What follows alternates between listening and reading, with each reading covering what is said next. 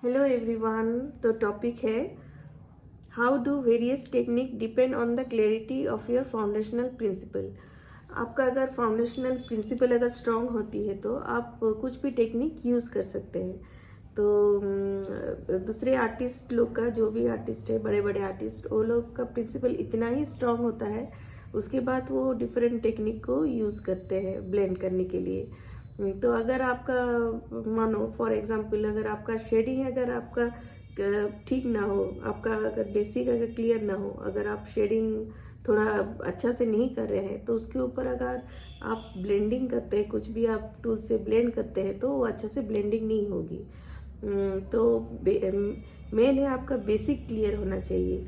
और अगर आप शेडिंग को परफेक्टली बनाते हैं, फ्लैट वैल्यू को अगर परफेक्टली सीखे हैं और शेडिंग को अगर आप परफेक्टली सीखे हैं, तो उसके ऊपर अगर आप ब्लेंड करते हैं तो अच्छा से ब्लेंड हो जाती है। तो आप बहुत सारी चीज़ें मिलते हैं ब्लेंड करने के लिए। आप किसी भी चीज़ से आप ब्लेंड कर सकते हैं।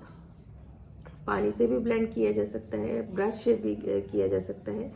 तो इस वैसे ही मतलब बहुत सारा टूल मिलता है, बहुत सारा टेक्निक भी है। आप दिमाग लगा के बहुत सारा टेक्निक को भी यूज़ कर सकते हैं ब्लेंडिंग करने के लिए।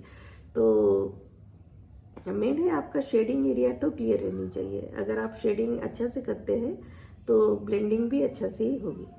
तो वही बोलना चाहूँगी, आप जितना भी टेक्निक यूज़ कीजिए, जितना भी मेथड यूज़ कीजिए ब्लेंड करने के लिए, आपका जो मेन है, जो बेसिक है, जो बेस है, वो पूरा क्लियर होनी चाहिए। बहुत अच्छा से आपको सीखनी चाहिए वो प्रिंसिपल को, तब जाके आप डिफरेंट टेक्निक को यूज़ कर सकते हैं। और पहले आप अच्छा से सीखिए, उसके बाद आप यूज़ कीजिए, डिफरेंट डिफरेंट टेक्निक यूज़ कीजिए, एक्सपेरिमेंट कीजिए किस तरह से ब्लेंडिंग होती है। तो पानी से भी बहुत सारा ब्लेंडिंग होती है। तो इस तरह से बहुत सारा आप आर्ट बना सकते हैं ब्लेंड करके। लेकिन आपका बेस को आप क्लियर कीजिए, तो प्रिंसिपल को आप जैसे पूरा परफेक्ट सीखिए।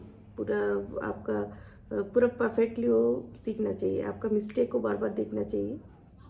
और जितना तक आपका मिस्टेक पूरा आपका सीख नहीं जाते, मिस्टेक को आप देखना नहीं सीख जाते, तब तक आप प्रैक्टिस कीजिए। उस बार बार प्रैक्टिस करने से आप देख भी पाएंगे कहाँ पर मिस्टेक हो रही है। और जब आप पूरा अच्छा से परफेक्टली सीख जाते हैं, आपका बेस स्ट्रांग हो जाता है, तो उसके बाद आप ब्लेंडिंग टूल का यूज़ कीजिए। तो बस उतना ही समझाऊंगी। ठीक है, ओके एवरीवन, थैंक यू।